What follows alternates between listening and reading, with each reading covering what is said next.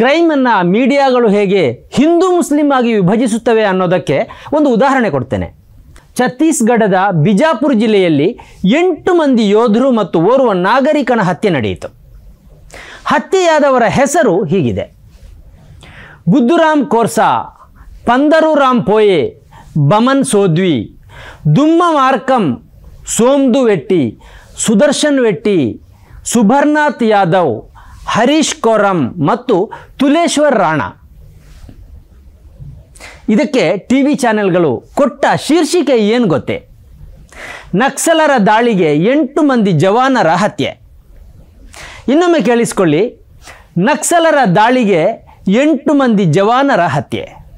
ಅಂದಹಾಗೆ ಇದುವೇ ಸರಿಯಾದ ವರದಿಗಾರಿಕೆ ಎಂದಾದರೆ ಮೊನ್ನೆ ಕಾಶ್ಮೀರದಲ್ಲಾದ ಹತ್ಯಾಕಾಂಡಕ್ಕೆ ಈ ಟಿವಿ ಚಾನೆಲ್ಗಳು ಹೇಗೆ ಶೀರ್ಷಿಕೆ ಕೊಡಬೇಕಿತ್ತು? ಟೆರರಿಸ್ಟ್ಗಳಿಗೆ 26 ಮಂದಿ ಪ್ರವಾಸಿಗರು ಬಲಿ ಎಂದೇ ಆಗಿರಬೇಕಿತ್ತಲ್ಲವೇ? ಆದರೆ ಅವು ಹೇಳಿದ್ದು ಹೇಗೆ? ಮುಸ್ಲಿಂ ಭಯೋತ್ಪಾದಕರಿಗೆ ಹಿಂದೂಗಳು ಬಲಿ, ಕಾಶ್ಮೀರದಲ್ಲಿ ಹಿಂದೂಗಳ ಹತ್ಯಾಕಾಂಡ ಎಂದೇ ಅಲ್ವೇ? ನೀವೇ ಹೇಳಿ, ನಕ್ಸಲರಿಗೆ ಅನ್ವಯವಾಗದ ಧರ್ಮ ಕಾಶ್ಮೀರದ ಟೆರರಿಸ್ಟ್ಗಳಿಗೆ ಯಾಕೆ ಅನ್ವಯವಾಗುತ್ತೆ? ನಕ್ಸಲರಿಂದ ಹತ್ಯೆಗೀಡಾದವರಿಗೆ ಅನ್ವಯವಾಗದ ಧರ್ಮ ಕಾಶ್ಮೀರದ ಟೆರರಿಸ್ಟ್ಗಳಿಂದ ಹತ್ಯೆಗೀಡಾದವರಿಗೆ ಯಾಕೆ ಅನ್ವಯವಾಗುತ್ತೆ? ಹಿಂದೂ ನಕ್ಸಲ್ ಭಯೋತ್ಪಾದಕರಿಂದ 8 ಮಂದಿ ಹಿಂದೂ ಜವಾನರ ಹತ್ಯೆ ಎಂದು ಈ ಮೀಡಿಯಾಗಳು ಯಾಕೆ ಬರೆಯುವುದಿಲ್ಲ? ಹಿಂದೂ ನಕ್ಸಲ್ ಭಯೋತ್ಪಾದಕರು ಎಂದು ಯಾಕೆ ಇವು ಬರೀತಾ ಇಲ್ಲ?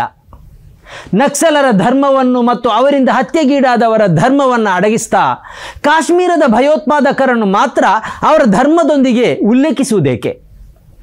ಕಾಶ್ಮೀರದ ಭಯೋತ್ಪಾದಕರು ಮುಸ್ಲಿಂ ಭಯೋತ್ಪಾದಕರು ಎಂದಾದರೆ ಛತ್ತೀಸ್ಗಢದ ನಕ್ಸಲರು ಯಾಕೆ ಹಿಂದೂ ಭಯೋತ್ಪಾದಕರು ಆಗಲ್ಲ? ಅವರನ್ನೇಕೆ ಹಿಂದೂ ಭಯೋತ್ಪಾದಕರು ಎಂದು ಈ ಮೀಡಿಯಾಗಳು ಕರೀತಾ ಇಲ್ಲ?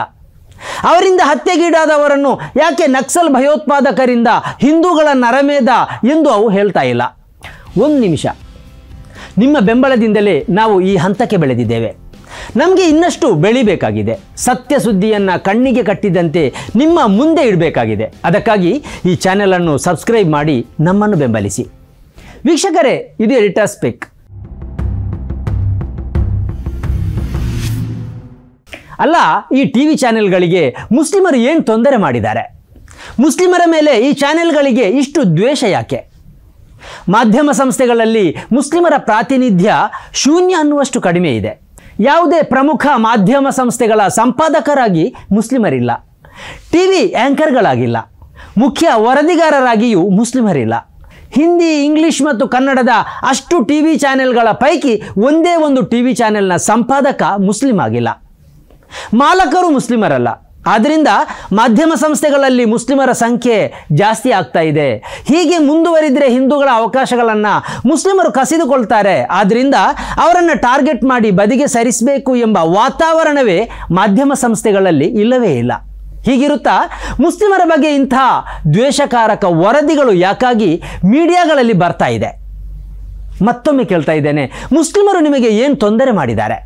ಇನ್ನೊಂದು ಸಂಗತಿಯೂ ಇದೆ. ಈ ದೇಶದಲ್ಲಿ 28 ರಾಜ್ಯಗಳಿವೆ, 8 ಕೇಂದ್ರಾಡಳಿತ ಪ್ರದೇಶಗಳಿವೆ. ಈ 28 ರಾಜ್ಯಗಳ ಪೈಕಿ ಒಂದೇ ಒಂದು ರಾಜ್ಯದಲ್ಲಿ ಮುಸ್ಲಿಂ ಮುಖ್ಯಮಂತ್ರಿ ಇಲ್ಲ.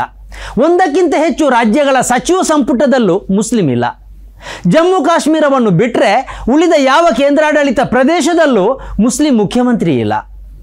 ಈ ದೇಶದ ರಾಷ್ಟ್ರಪತಿ ಹಿಂದೂ, ಪ್ರಧಾನಿ ಹಿಂದೂ, ಗೃಹ ಸಚಿವ ಹಿಂದೂ, ರಕ್ಷಣಾ ಸಚಿವ ಹಿಂದೂ, ರಾಷ್ಟ್ರೀಯ ಭದ್ರತಾ ಮುಖ್ಯಸ್ಥರು ಹಿಂದೂ, ಅರ್ಥ ಸಚಿವರು ಹಿಂದೂ, ಕಾನೂನು ಸಚಿವರು ಹಿಂದೂ. ಎಲ್ಲಿಯವರೆಗೆ ಅಂದರೆ ಅಲ್ಪಸಂಖ್ಯಾತ ಕಲ್ಯಾಣ ಖಾತೆಯ ಸಚಿವರು ಹಿಂದುವೇ. ನಮ್ಮನ್ನಾಳುವ ಸರ್ಕಾರದ ತುದಿಯಿಂದ ಬುಡದವರೆಗೂ ಬಹುತೇಕ ಎಲ್ಲರೂ ಹಿಂದುವೇ ಆಗಿದ್ದಾರೆ. ಇನ್ನು ಶಾಸಕಾಂಗ, ಕಾರ್ಯಾಂಗ ಮತ್ತು ನ್ಯಾಯಾಂಗದಲ್ಲಿ ಮುಸ್ಲಿಮರ ಪ್ರಾತಿನಿಧ್ಯ ಶೂನ್ಯ ಅನ್ನುವಷ್ಟು ಕಡಿಮೆ ಇದೆ. ಸತ್ಯ ಇಷ್ಟು ಕಟುವಾಗಿರುವಾಗ ಕಾಶ್ಮೀರದ ಹತ್ಯಾಕಾಂಡಕ್ಕೆ ಮುಸ್ಲಿಮರನ್ನು ಕಟಕಟೆಯಲ್ಲಿ ನಿಲ್ಲಿಸುವುದು ಅಂದರೆ ಅದಕ್ಕೆ ಏನು ಅರ್ಥ ಇದೆ? ಈ ದೇಶದ ಗಡಿಯನ್ನು ಕಾಯುವ ಹೊಣೆಗಾರಿಕೆಯನ್ನು ಮುಸ್ಲಿಮರಿಗೆ ಯಾವ ಸರ್ಕಾರವೂ ಕೊಟ್ಟಿಲ್ಲ. ಕಾಶ್ಮೀರದ ಮುಖ್ಯಮಂತ್ರಿ ಮುಸ್ಲಿಂ ಆಗಿದ್ದರೂ ಅವರಿಗೆ ಪೊಲೀಸರ ಮೇಲೆ ಯಾವ ಅಧಿಕಾರವೂ ಇಲ್ಲ, ಸೇನೆಯ ಮೇಲೆಯೂ ಅವರಿಗೆ ಯಾವ ಅಧಿಕಾರವೂ ಇಲ್ಲ. ಈ ಎಲ್ಲವೂ ಕೂಡ ಕೇಂದ್ರ ಸರ್ಕಾರದ ಅಧೀನದಲ್ಲಿವೆ.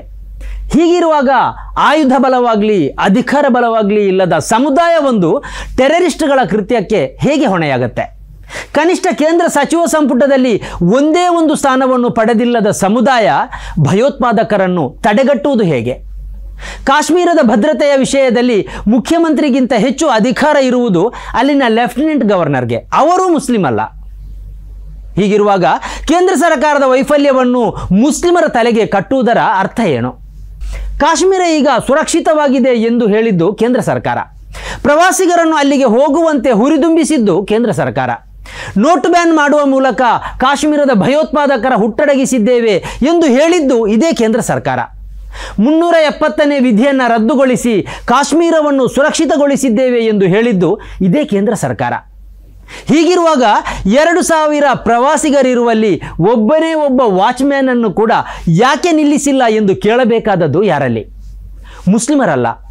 ಭಯೋತ್ಪಾದಕರು ಬಂದು ಮನಬಂದಂತೆ ಗುಂಡು ಹಾರಿಸಿ ಸುರಕ್ಷಿತವಾಗಿ ಮರಳಿ ಹೋಗುತ್ತಾರೆಂದರೆ ಅದಕ್ಕೆ ಯಾರು ಕಾರಣ? ಮುಸ್ಲಿಮರ. ಒಂದು ವೇಳೆ ಹಿಂದೂಗಳಿಗೆ ಈ ದೇಶದಲ್ಲಿ ಅಪಾಯ ಇದ್ದರೆ ಅದು ಇಲ್ಲಿನ ಟಿವಿ ಚಾನೆಲ್ಗಳಿಂದ ಮತ್ತು ಕೇಂದ್ರ ಸರ್ಕಾರದಿಂದಲೇ ಹೊರತು ಮುಸ್ಲಿಮರಿಂದ ಅಲ್ಲವೇ ಅಲ್ಲ, ಕ್ರೈಸ್ತರಿಂದಲೂ ಅಲ್ಲ. ಈ ಚಾನೆಲ್ಗಳಿಗೆ ಮತ್ತು ಸರ್ಕಾರಕ್ಕೆ ನಕ್ಸಲರಲ್ಲಿ ಧರ್ಮ ಕಾಣೋದಿಲ್ಲ, ನಕ್ಸಲರಿಂದ ಹತರಾದವರಲ್ಲೂ ಧರ್ಮ ಕಾಣೋದಿಲ್ಲ. ಆದರೆ ಕಾಶ್ಮೀರದ ಭಯೋತ್ಪಾದಕರಲ್ಲಿ ಧರ್ಮ ಕಾಣುತ್ತೆ, ಅವರಿಂದ ಹತ್ಯೆಗೀಡಾದವರಲ್ಲೂ ಧರ್ಮ ಕಾಣುತ್ತೆ. ಇದು ಸಹಜ ದೃಷ್ಟಿದೋಷ ಅಲ್ಲ, ಈ ದೇಶದ ಹಿಂದೂಗಳನ್ನು ಅತ್ಯಂತ ವ್ಯವಸ್ಥಿತವಾಗಿ ದಾರಿ ತಪ್ಪಿಸುವ ದೃಷ್ಟಿದೋಷ. ಈ ದೋಷಕ್ಕೆ ಈ ದೇಶದ ಹಿಂದೂಗಳು ಮದ್ದರೆಯಬೇಕು. ಕಳೆದ 10 ವರ್ಷಗಳಲ್ಲಿ ಕಾಶ್ಮೀರದಲ್ಲಿ 36ಕ್ಕಿಂತಲೂ ಹೆಚ್ಚು ಭಯೋತ್ಪಾದನಾ ಕೃತ್ಯಗಳು ನಡೆದಿವೆ. 270ಕ್ಕಿಂತಲೂ ಅಧಿಕ ಜೀವಗಳು ಬಲಿಯಾಗಿವೆ. ಇದಕ್ಕೆ ಯಾರು ಕಾರಣ? ಈ ದೇಶದ ಗಡಿಯನ್ನು ರಕ್ಷಿಸುತ್ತೇವೆ ಎಂದು ಹೇಳಿ ಅಧಿಕಾರ ಪಡೆದ ಸರ್ಕಾರ ಅಲ್ವಾ? ಈ ಭಯೋತ್ಪಾದನೆಯನ್ನು ಮತ್ತು ಈ ಜೀವ ಬಲಿಯನ್ನು ಮುಸ್ಲಿಮರ ತಲೆಗೆ ಕಟ್ಟಿ ಜನರನ್ನು ಮಂಗ ಮಾಡ್ತಾ ಇರುವ ಟಿವಿ ಚಾನೆಲ್ಗಳಲ್ವಾ? ಅದರ ಆಂಕರ್ಗಳಲ್ವಾ? ನೀವೇ ಯೋಚಿಸಿ. ಸನ್ಮಾರ್ಗ ನ್ಯೂಸ್ 1.5 ಲಕ್ಷ ಚಂದಾದಾರರನ್ನ ದಾಟಿದೆ. ಇದನ್ನ ಸಾಧ್ಯವಾಗಿಸಿದ್ದು ವೀಕ್ಷಕರಾದ ನೀವೇ. ಮುಂದಿನ 1 ವರ್ಷದಲ್ಲಿ ಈ 1.5 ಲಕ್ಷವನ್ನ 3 ಲಕ್ಷಗಳಾಗಿ ಪರಿವರ್ತಿಸುವ ಗುರಿಯನ್ನ ನಾವು ಇಟ್ಕೊಂಡಿದ್ದೇವೆ. ನಿಮ್ಮ ಬೆಂಬಲ ಇಲ್ಲದೆ ಇದು ಸಾಧ್ಯವೇ ಇಲ್ಲ.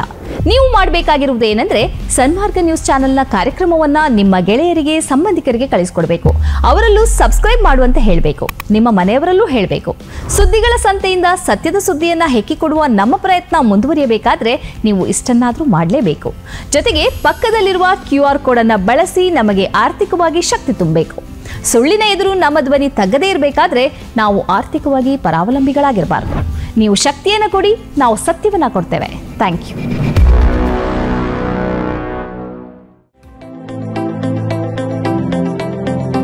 Gadiar Group of Companies, synonymous with excellence and innovation, stands as your dynamic partner for progress. Gadiar Group ensures safety as guardians in firefighting and builds vibrant communities in real estate. Building tomorrow, today.